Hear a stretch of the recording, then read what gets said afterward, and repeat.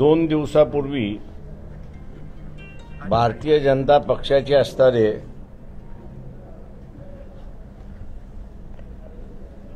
माजी मंत्री आणि आरएसएसचे असणारे प्रमुख जे प्रतिनिधी मंडळ आहे त्या प्रतिनिधी मंडळाचे असणारे प्रमुख कर्नाटकाचे हेगडे अनंत हेगडे यांनी क्लोज डोअर मीटिंगमध्ये म्हणजे बंद दरवाजामध्ये आरएसएसच्या कार्यकर्त्यांसमोर बोलत असताना वक्तव्य असं केलं की 400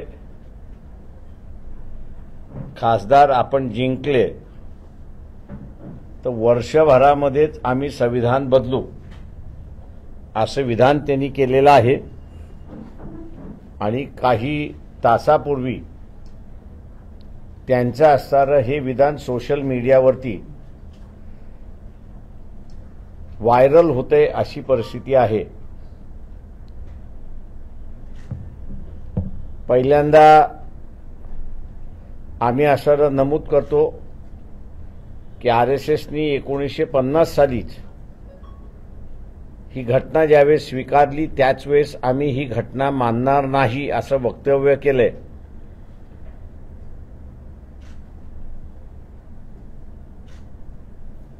आणि मोदींच्या नेतृत्वाखाली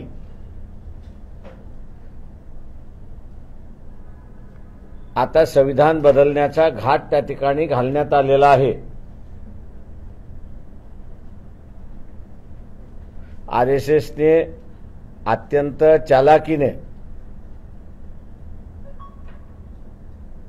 ओबीसींच्याच हस्ते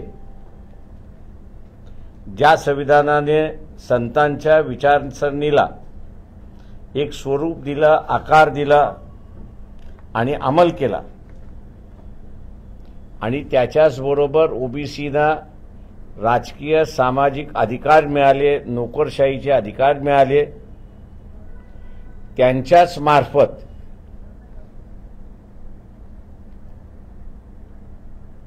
आता घटना बदलण्याची चर्चा पुन्हा सुरुवात झालेली आहे।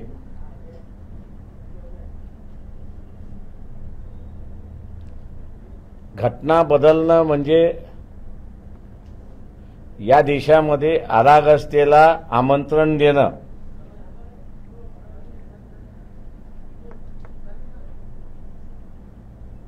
कारण का बाबासाहेब एका ठिकाणी असं म्हणाले होते की तुमची किती इच्छा असली की आम्हाला गुलाम करावं, पण आमची इच्छा असली पाहिजे की तुमचे गुलाम आम्ही व्हायला तयार आहोत।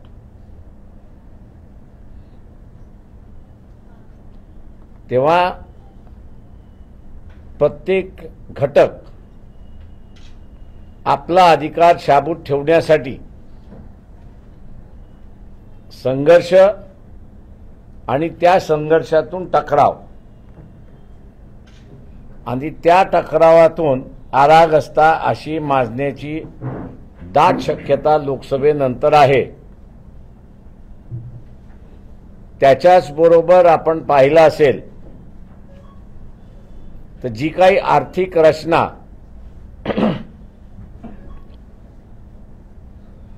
(1948) साली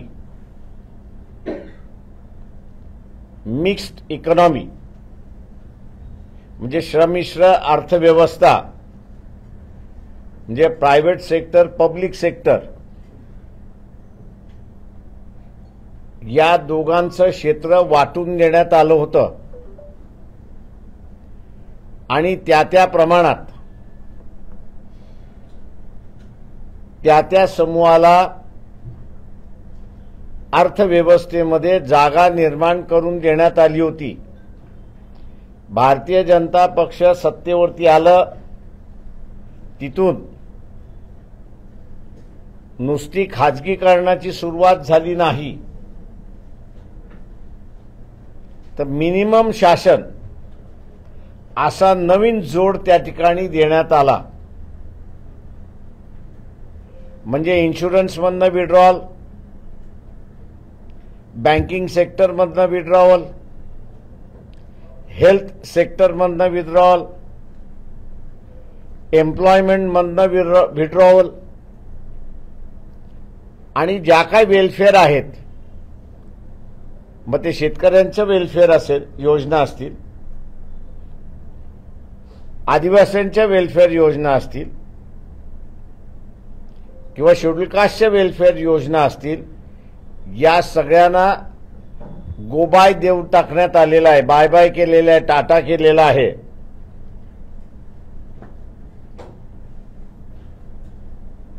आम्ही नरेंद्र मोदी पंतप्रधान आहेत त्यांना असणारं विचारतोय की आपण आता असणारं 5-6 मोठमोठी इंडस्ट्रियल घराणे उभी करत आहात.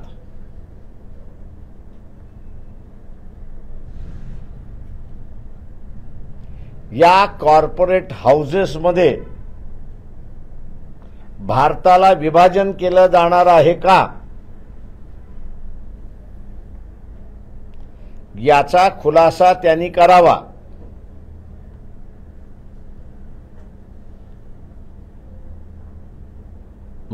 मला आणि माझ्या पक्षाला याची पूर्णपणे कल्पना आहे आणि काही संशोधन केल्यानंतर आम्ही या मताला आलेलो आहोत की येणाऱ्या 5 वर्षाच्या कालावधीमध्ये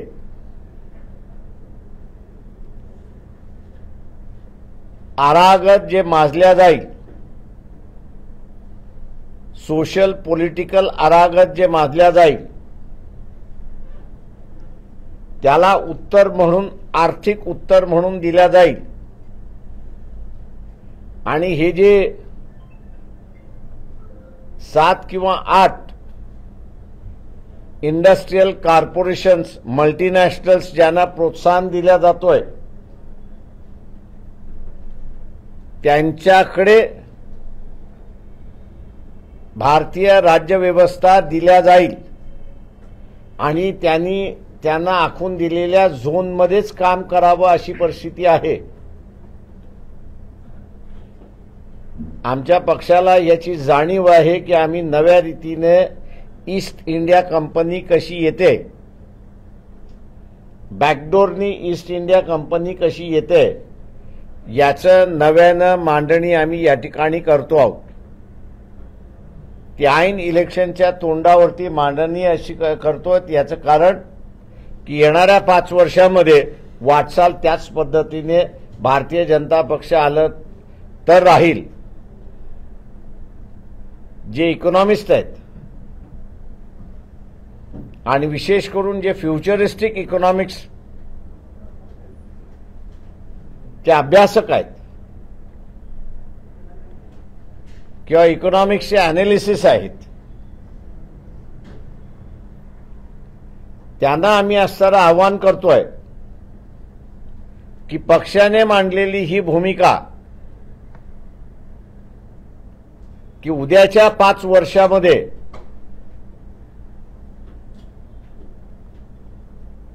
पॉलिटिकल व्यवस्थेबरोबरच भारताला काही झोन्समध्ये डिवाइड करून त्या झोन्सचं कंट्रोल हा कॉर्पोरेटकडे दिला जाणार आहे की नाही आणि तसे संकेत गव्हर्नमेंट पॉलिसीजमधनं प्रकट होतात की नाही याच्यावरती त्यांनी आपलं भाष्य करावं.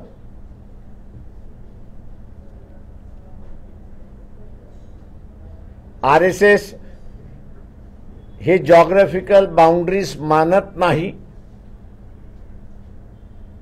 तर आरएसएस हे कल्चरल बाउंड्रीज त्या ठिकाणी मानते.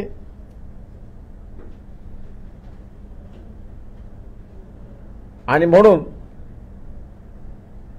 ज्यांना जॉग्राफिकल बाउंड्रीज मान्यच नाही त्यांना इकॉनॉमिकल बाउंड्रीज याची मान्यता आहे. हा एक गंभीर आणि सिरियस प्रश्न आहे असं मी त्या ठिकाणी मानतोय.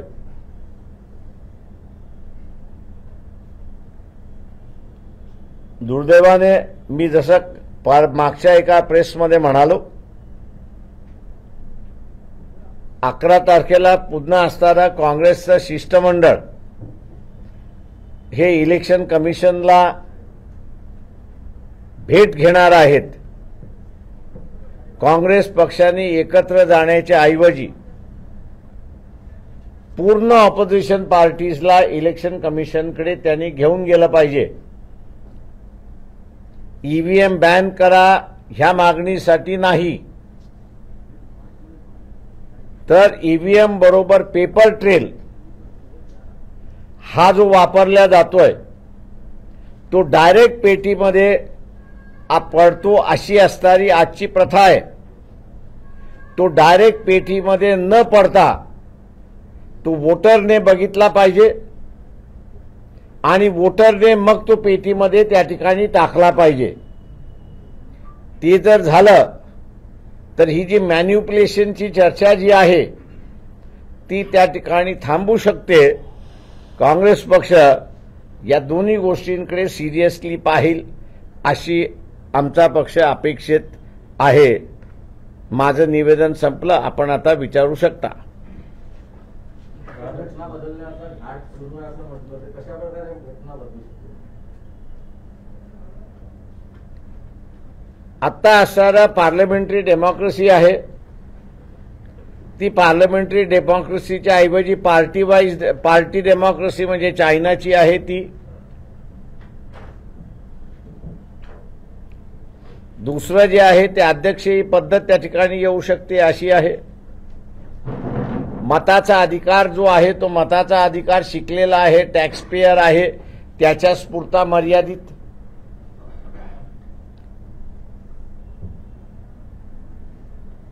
जे काही वेलफेअर प्रोव्हिजन्स आहेत घटनेमधले ते सगळे वेलफेअर प्रोव्हिजन्स काढून टाकणं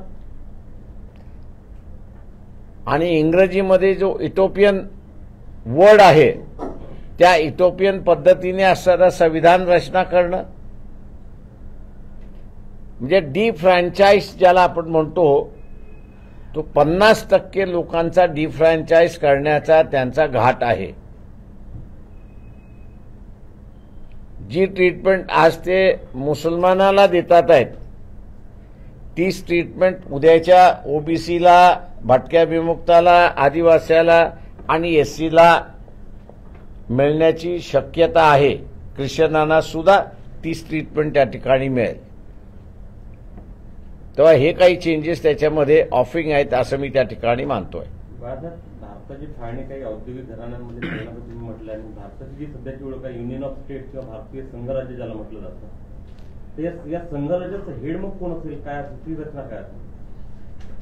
त्याच्यावरती अजून ते काही बोलत नाही आहेत. पण इकॉनॉमिक झोन्स आणि ते इकॉनॉमिक झोन्स या कॉर्पोरेट हाऊसेसना द्यायचं असा घाट एक निश्चितपणे पॉलिसीच्या मार्फत दिसतोय असं आम्हाला लक्षात आलेलं आहे. आणि म्हणून आम्ही म्हटलंय की आम्ही इलॅबोरेट करण्यापेक्षा, आम्ही त्याची पूर्ण मांडणी करण्यापेक्षा जे इकॉनॉमिस्ट आहेत, पॉलिसी इकॉनॉमिस्ट जे आहेत, अॅनालिस्ट इकॉनॉमिस्ट जे आहेत, फ्युचर इकॉनॉमिस्ट जे आहेत, या सगळ्यांनी त्याच्यावरती बोलावं अशी आमची मागणी आहे. मूग गिळून त्यांनी बसू नये, मौनी बाबा त्यांनी होऊ नये.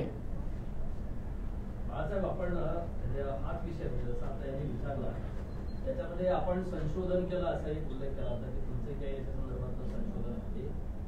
आणि दुसरा विषय की तो आता मुद्दा म्हणलाय की 5-6 घराण्यांमध्ये विभाजन केलं जाईल, तर आत्ताच्या याच्यामध्ये असं तुम्हाला कुठे दिसतंय का पर्टिक्युलरली की याच्यामध्ये अशा पद्धतीचं 5-6 घराण्यांपैकी एखाद्या घराण्यामध्ये झाल्यासारखं? पॉवर सेक्टर जर आपण पाहिला तर पॉवर सेक्टरवरची मोनॉपली ही आता अडानी ग्रुपकडे चाललेली आहे असं आपल्याला त्या ठिकाणी दिसतंय. एअरपोर्ट्स जे आहेत या एअरपोर्ट्सवरची सुद्धा मोनॉपली करण्याचा भाग त्या ठिकाणी चाललेला आहे. आणि त्याचं आपल्याला उदाहरण आता द्यायचं असेल तर ह्या ज्या प्रायव्हेट एअरलाईन्स आहेत, जेट बंद झाली, गो बंद झाली, स्पाइस सुरुवात आहे, इंडिगो सुरुवात आहे. या 2 कंपन्याने भारताच्या अंतर्गत आम्हाला नवीन कुठले रूट्स सुरुवात करायचे आहेत, त्यांनी वर्षभरामध्ये मागणी केलेली चार्ट आपण असणारा काढावा. त्यांना ती परमिशन दिलेली नाही आणि परमिशन दिली नाही. ज्या ज्या एअरपोर्ट्स अंतर्गत येतात ते एअरपोर्ट्स लीजवरती कोणाला दिलेले आहेत याचं तुम्हाला मिळायला सुरुवात होईल. आणि म्हणून मी म्हटलं की आम्ही हे सगळं मांडण्यापेक्षा एक पॉलिटिकल पार्टी म्हणून बीजेपी या नरेंद्र मोदी यांच्या पॉलिसीचे विरोधात असल्यामुळे आमचा बायसनेस त्या ठिकाणी लोक समजून जातील. वस्तुस्थिती काय आहे, आम्ही जे म्हणतोय ते खरं आहे की खोटं आहे, ते इथल्या इकॉनॉमिस्टनी अॅनालिसिस करावं अशी आम्ही मागणी करतोय आणि लोकांपुढे त्यांनी मांडलं पाहिजे.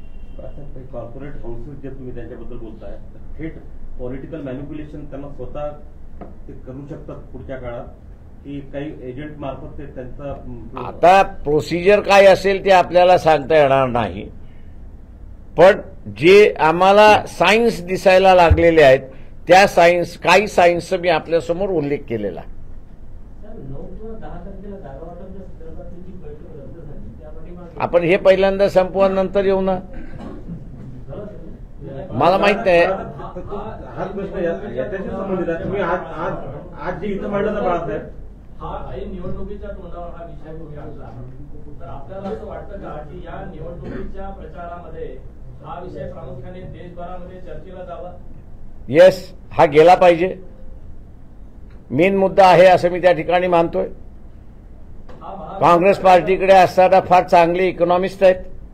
Jayaraman is one of the most learned economist आहे. चिदंबरम त्याच्यातले असणारे दुसरे आहेत. त्यांनी इन्क्वायरीला घाबरू नये, नाहीतरी त्यांनी जेलमध्ये जाऊन आलेत, काही फरक पडत नाही. आता जी काही वाट लागायची त्यांची ती लागलेली आहे. आता त्यांनी देश वाचवायला निघावं. बाळासाहेब, तुम्ही आता हे सर्व मुद्दे जे पत्रकार परिषदेत मांडत आहात, हेच मुद्दे बाळासाहेबांनी देशाच्या संसदेत लोकसभेत मांडत तुम्हाला वाटत नाही का? ते मला संधी मिळालीच नाही, त्याच्यामुळे जनतेपुढेच मांडणार मी.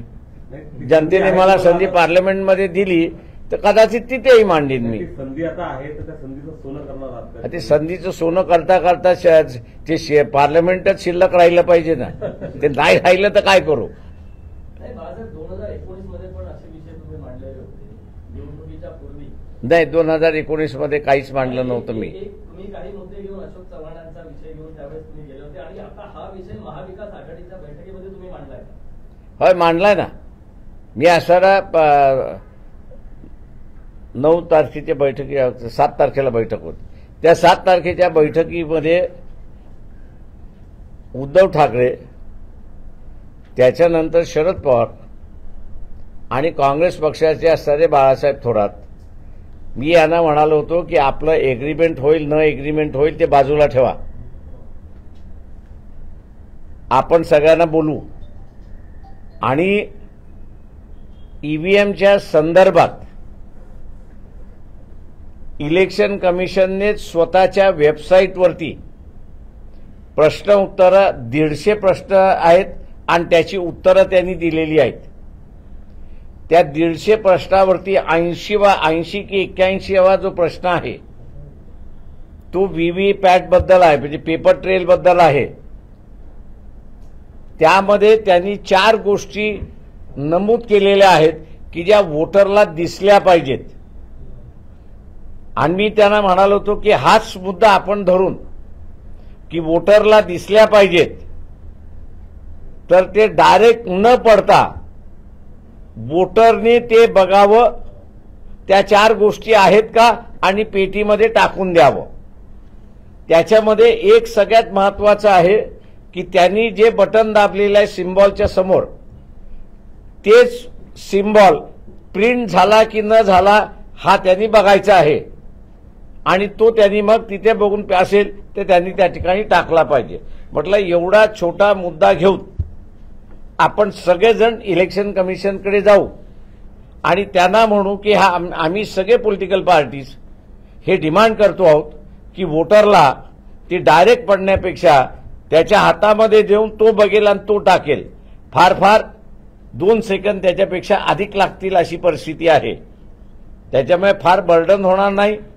पण दुर्दैवाने आपण याच्यावरती विचार करू, याच्या पलीकडे मला उत्तर काही मिळालं नाही. आर्थिक विषयांची बेरीज वाढलेली आहे आणि करण्याकडे 70% प्रॉपर्टी या देशाची आहे आणि इकॉनॉमिस्ट तर बोलतच नाही.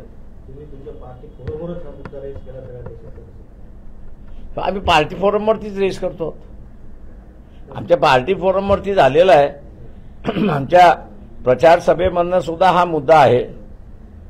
आम्ही आता बघतोय की त्याला सार्वत्रिक मान्यता मिळावी आणि इथला जो इंटेलिजन्स आहे या इंटेलिजन्सियानी बोलावं. लोकसभेनंतर हे बहुमत गृहीत धरून आले आमचं 2-3 कोणाचं? या बीजेपीचं. माझं स्वतःचं रीडिंग मी असताना जे म्हणालो, आमच्या कॅल्क्युलेशन प्रमाणे 150च्या वरती हे नाहीत. संविधान कसं बदलतील ते पॉसिबिलिटीज तुम्हाला सगळ्याच घेऊन राजकारणामध्ये चालावं लागतं. लोकांचं मत ओव्हरनाईट सुद्धा बदलू शकतं. 400 आले तर काय होणार हे लोकांना आगाह करणं गरजेचं आहे असं आम्हाला वाटतं. इलेक्ट्रॉन बॉन्डचा आता सर्वोच्च न्यायालयाने एक आदेश दिला की SBIला उद्या त्या संध्याकाळपर्यंत वेबसाईटला तुम्ही ते सगळं टाकलं आणि सगळा तो डेटा दिला पाहिजे.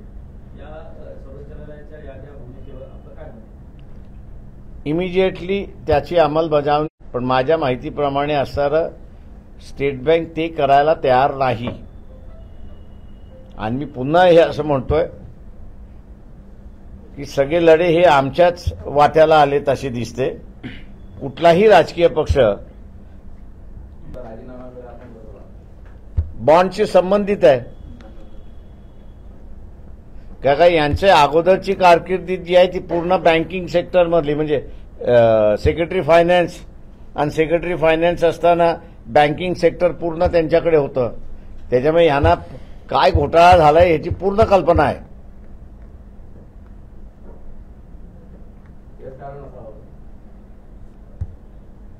यांची कारकिर्दी मला जी माहिती आहे ती असणाऱ्या बँकिंग सेक्टरमधली आहे. Before being appointed as the member of the election commission. यांची ज्यावेळी गोयल साहेबांची ज्यावेळी नियुक्ती झाली होती त्यावेळी सर्वोच्च न्यायालयाने असं म्हटलं होतं की इतकी घाई करण्याचं काय कारण आहे? त्यावेळेस त्यांनी व्हॉइस रेस केला होता. पण प्रश्न असा आहे की सभागृहामध्ये मिनिमम मेजॉरिटी जी पाहिजे होती ती नसल्यामुळे सभागृह आणि डिसिजन मेकिंग हे दोन्हीही धुडकावून लावलेत अशी परिस्थिती आहे सध्याच्या सरकारने. गोयल यांच्या जीवाला धोका असू शकतो का पुढच्या काळात? त्यांनी लिहून ठेवलं असेल तर धोका नाही. त्यांनी लिहून ठेवलं नसेल तर धोका आहे. पण नॉर्मली या पदावरती राहणारी माणसं आपले असणारे सिक्युरिटी स्वतःच त्या ठिकाणी सांभाळत असतात. तुम्ही 5 ते 7 घराण्यांचं नाव घेतलं कॉर्पोरेट. आता अदानीचं नाव माहिती का, अंबानीचं नाव माहिती, बाकीची घराणे कोणती आहे? येईल, बाहेर येऊ द्या. माझं म्हणणं असं आहे. महाराष्ट्रातले आहे राज्यावरती कशाला जात आहे? बाळासाहेब, पण आता महाविकास आघाडीचे आणि या याच्यातले कसे संबंध कसे आहेत तुमच्या? माझे तिन्ही पक्षाशी सुरळीत आहेत. अलीकडे अलीकडेही कालपर्यंत होते. भांडण त्यांचं माझ्याशी नाहीच आहे. भांडण त्यांचं आपसातलं आहे. ते आता पण म्हणून मागच्या प्रेसमध्ये मी असं म्हणालो, माहिती दिली की काँग्रेस आणि शिवसेना यांच्यामध्ये 10 कॉन्स्टिट्युन्सीज ह्या अनसेटल्ड आहेत. एनसीपी, काँग्रेस आणि शिवसेना उद्धव ठाकरे गट यांच्यामध्ये 5 मतदारसंघ अनसेटल्ड आहेत. म्हणजे 48 पैकी 15 मतदारसंघावरती यांचं भांडण आहे.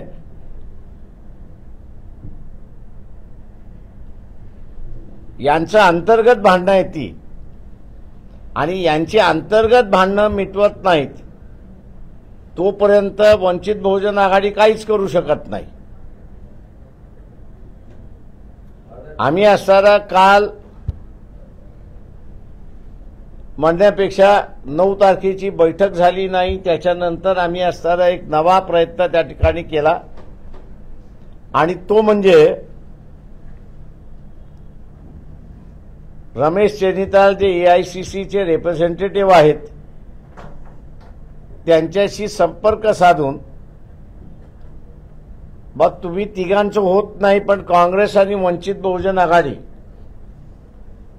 तुम्ही जी लिस्ट महाविकास आघाडीला दिलेली आहे त्या महाविकास आघाडीची दिलेली लिस्ट आणि वंचित आपण एकत्र बसून आपल्यापुरता तरी निर्णय करू. आम्हाला रिस्पॉन्स आला नाही, आणि म्हणून काल संध्याकाळी आम्ही असताना काँग्रेस पक्षाचे अध्यक्ष खरगे जे आहेत त्यांना असताना पत्र लिहून ही वस्तुस्थिती कळवली, आणि त्यांना विनंती केली की तुम्ही असताना रमेश जे एआयसीसीचे रिप्रेझेंटेटिव्ह आहेत त्यांच्यामार्फत किंवा त्यांनी महाराष्ट्रातल्या कोणाला तरी नेमून काँग्रेस आणि वंचित यांचं तरी सीट शेअरिंगचं सेटलमेंट आपण करून मोकळा होऊन जाऊ. पण तिथे असणारा अजूनपर्यंत या क्षणापर्यंत आम्हाला रिस्पॉन्स आलेला नाही. आपली युती तर शिवसेनेची होती, आता तुम्ही काँग्रेसची कसं काय? हो काका, शिवसेनेलाही आम्ही सांगितलं की तुमच्या बरोबरही बसू, शिवसेनाही बसायला तयार नाही, आणि मग शिवसेना बसायला तयार नाही तर मग आम्ही काँग्रेसचं म्हटलं आपण कुठे नाही कुठेतरी बिफोर हे संपवायला पाहिजे.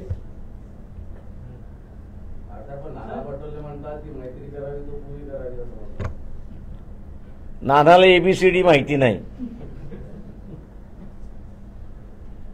त्या दिवशी तुम्ही तो सुपारीचा शब्द वापरला काँग्रेसच्या संदर्भात, तो त्यांना लागल्यामुळे 9 तारखेची बैठक रद्द केली. यात कितपत सत्य आहे? मला माहित नाही. मी हा सुपारीचा शब्द फार अगोदर वापरलेला आहे, तो कालच वापरला नाही. मी फक्त असताना कम्पेअर करत होतो की काँग्रेसने केलेल्या चोऱ्या या कुठल्या कॅटेगरीमध्ये बसतात, आणि बीजेपी सध्या जे चोऱ्या करते ते कुठल्या कॅटेगरीमध्ये बसतात. हे भुरटे आहेत, ते म्हटले डाकू आहेत. तेव्हा डाकूला पकडायचं असेल तर सगळ्या भुरट्यांनी एकत्र आलं पाहिजे. त्याच्यामध्ये आम्ही आमच्यामध्ये समावेश केला होता. असं नाही की काँग्रेसला टार्गेट आम्ही केलं होतं. का आपण इतका जेलमध्ये तुम्ही चाललाय ना, तुम्ही आमच्याकडून जेलमधून जाण्यासाठी थांबवताय ना. एका बाजूला तुम्ही आम्हाला म्हणताय की आम्ही टोटल सरेंडर व्हावं आणि त्यांना निवडून द्या. आम्ही ठीक आहे, आम्ही तेही नाही म्हणत आहोत. कारण का आता सत्ता आली तर तुम्हाला थोडंसं सेफगार्ड करता येईल. आता त्यालाही तुम्ही चान्स करायला देत नाही आहात. मग यांचं कॅरेक्टर दाखवणं गरजेचं आहे असं मी समजलो. म्हणजे एकंदरीत आता महाविकास आघाडीमध्ये वंचित समावेश नाही, असे फक्त ऑथराईज घोषणा व्हायची बाकी राहील, बाकी सगळं झालं. आम्ही नव्हतोच मित्रा. आम्ही फक्त एवढंच सांगतोय त्या ठिकाणी की तेच एकमेकात नाही तर आम्ही कुठं जाणार आहोत. शरद पवार म्हणतात की दोन्ही बाजूंना आवश्यक पाऊल टाकले गेले नाही, त्यामुळे वंचित सोबतचा सीट शेअरिंगचा प्रश्न कायम राहिला. शरद पवारांनी असेसमेंट आपलं दिलं त्या चर्चेमधलं. त्याच्यामध्ये काँग्रेस आणि शिवसेना एक 23 मागते, एक 22 मागते, अशी असणारी अवस्था आहे. आता 22 आणि 23 दिल्यानंतर कोणाला शिल्लक काय राहते त्याच्यामध्ये. त्यात एक नवीन ब्रेकिंग आली. इलेक्ट्रॉन बॉन्ड संदर्भात सुप्रीम कोर्टाने एसबीआयला सुनावलं आहे. उद्याच माहिती मागितलेली आहे. हा, ते मागवणार ना. मोगलाही नाहीये अजून. सुप्रीम कोर्ट नाही दिलं, उद्या तर त्यांना सगळं जेलमध्ये टाकून मोकळा होऊन जाईल full board of directors. Balasaheb, Mahavikas आघाडीमध्ये वंचित नाही जमलं तर काँग्रेस सोबत आघाडी राहील का भविष्यात? आम्ही तेच तर आम्ही पहिल्यांदा शिवसेनेबरोबर सेटल करण्याचा प्रयत्न केला, ते बसायला तयार नाहीत. आम्ही आता बीजेपी बरोबर लेखी दिलं, म्हणजे तोंडी दिलं असतं तर म्हणलं असतं तुम्ही दिलं नाही असं आहे, म्हणून लेखी काल पाठवलं. ते पत्र पाहिजे तर मी इथे आपल्यालाही रिलीज करू शकतो त्याच्यामध्ये, की माझ्याच सहीचं घेतलेलं उगीच त्या सहीवरनं कॉन्ट्रोवर्सी नको म्हणून मीच सही केली आणि पाठवून दिलं त्यांना की भाई असं असं आहे, तुम्ही असं प्रॉपर इन्स्ट्रक्शन द्या.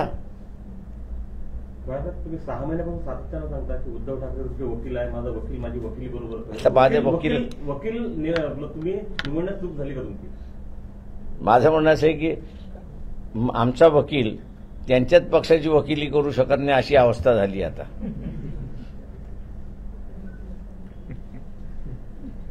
बाळासाहेब, 2 दिवसात एक प्रस्ताव अमरावतीवरून पक्षाकडे आला की सुजात आंबेडकरांनी अमरावतीतून लढावं. प्रकाश योग्य वेळेस त्याच्यावरती मी बोलेन, काळजी करू नका. बाळासाहेब, त्याच्या मागची पार्श्वभूमी अशी आहे की आनंदराज आंबेडकरांच्या उमेदवारी संदर्भात अमरावतीच्या चाचपणी होत आहे महाविकास आघाडीकडून. त्या पार्श्वभूमीवर मला माहित नाही, महाविकास आघाडीने मला कधी याची माहिती दिली नाही आणि कुठल्याही काँग्रेस नेत्याने असं आम्ही करतोय असंही मला सांगितलेलं नाही. त्याच्यामुळे ही बातमी मी तुमच्याकडूनच ऐकतोय. राष्ट्रवादीचे काही नेते भेटले त्यांना आनंदराज असेल ना, नाही याची कल्पना नव्हती का? सुजात आंबेडकरांचं तिकडून त्यांना सुचवताना कदाचित त्या असे त्यांनी अमरावतीच्या युनिटनी केलेलं आहे. ते अमरावतीच्या युनिटचं काय असेसमेंट आहे त्याच्याशी मी काही बोलणार नाहीये, कारण का आम्ही याच सगळ्या याच्यामध्ये अडकलेलो आहोत. तेव्हा प्रत्येक युनिट आता असताना आमचं जे आहे ते एसर्टिव्ह व्हायला लागले की, आणि ही अनरेस्ट मोठ्या प्रमाणात वाढत चालली असं आम्हाला पक्षांतर्गत दिसतंय की सीट कोणाला जाणार त्याच्यावरनं आहे. आनंदराज आंबेडकरांनी तुम्हाला अमरावती लढवण्याबद्दल कधी बोललेत का? ते त्यांचा इंटरेस्ट आहे? दोघंही माझे भाव जे आहेत ते पब्लिकली असतात, पण इलेक्शन नाही आहे. त्याच्यामुळे मला माहिती आहे घरात काही आणि काही नाही आहे. ते 14 तारखेला लागू होते. ते आम्ही आमची भूमिका मांडणार ना. ते आमच्या सर उमेदवार जे आहेत ते मतदारसंघातच आहेत. आम्ही आमची भूमिका एकदा आचारसंहिता लागून झाली की 2 दिवसानंतर आम्ही आमची भूमिका मांडू, पॉलिटिकल भूमिका आमची मांडू आम्ही. 48 जागेवरही लढणार ती असेल तेव्हा ऐका ना. सांगलीची सभा होणार आहे का तुमची? सांगलीची सभा होणार आहे का? सांगलीची सभा इचलकरंजीची झाली आमची होणार होती 14 किंवा 15 नाही, कॅन्सल झाली. ते सभा नव्हतीच. आम्ही त्या याच्यामध्ये झाली तर एक सोलापूरमध्ये होईल, नाही तर नाही. आता चंद्रहार पाटील त्यांच्या संदर्भात स्टेटस काय होतं? तुमच्या संपर्कात आहे? माझ्या संपर्कात नाही. संपर्कात ज्यांच्या मार्फत ते आले होते ते आमच्या संपर्कात आहेत.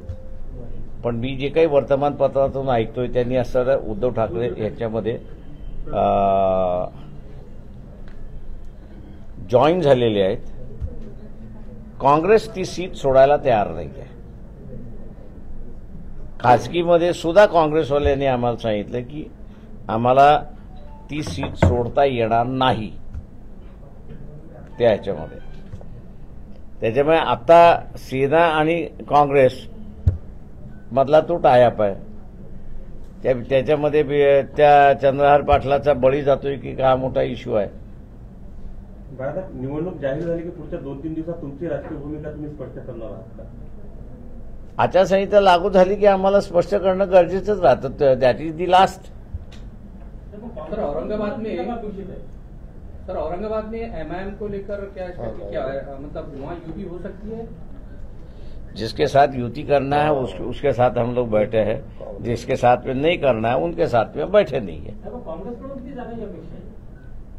काँग्रेसकडून किती जागांची अपेक्षा आहे? 48 ते 48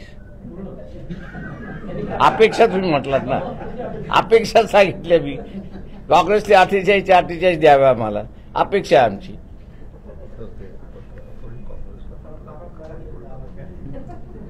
नाही, पत्र जे आहे, मी माझं करेक्शन आहे, मला वाटतं पत्र आम्ही असताना काँग्रेस पक्षाचे अध्यक्ष जे आहेत खरगे यांना पाठवलेलं आहे. ती कॉपी आम्ही असं जी आहे ती आपल्याला संध्याकाळी पर्यंत मिळून जाईल. जरांगे पाटलांच्या आंदोलनाच्या बाबत आपण कसं बघता? हा, जरांगे पाटलांच्या आंदोलनाची आताची स्थिती जी आहे त्याकडे आपण कसं बघता? मी उद्या बोलेन त्याच्यावरती, आज नाही. बाळासाहेब, एकीकडे काँग्रेस सोबत तुमचं बोलणं, हा, पण तुम्हाला आता नॅशनल लाईमलाईट वरती आणतो ना अशोक अकोला प्रेसला. बाळासाहेब, एकीकडे काँग्रेस सोबत तुमची बोलणी सुरू आहे, दुसरीकडे अकोल्यामध्ये 2 बैठका त्यांच्या झाल्या, त्यांना वरून निर्देश तर नाही. मला काहीच माहिती नाही. 2 बैठका झाल्या घटक पक्षांच्या, महाविकास आघाडी आणि काँग्रेस. आणि साहेब त्यांनी तुम्हाला बघून प्लॅनिंग केलंय. हो, म्हणजे काँग्रेस स्वागतार्ह आहे. मग स्वागत. 2.5 लाख काय मिळवावे? शिवसेनेचं म्हणणं आहे की भाजपचं 2.5 लाख आम्ही करून आणणार, आम्ही तसंच 5 लाखावरती चालू म्हणतो. स्वागतार्ह आहे. थँक्यू. चहा घ्या सगळेजण. लोकशाही मराठी ऐका, पहा, जागरूक रहा.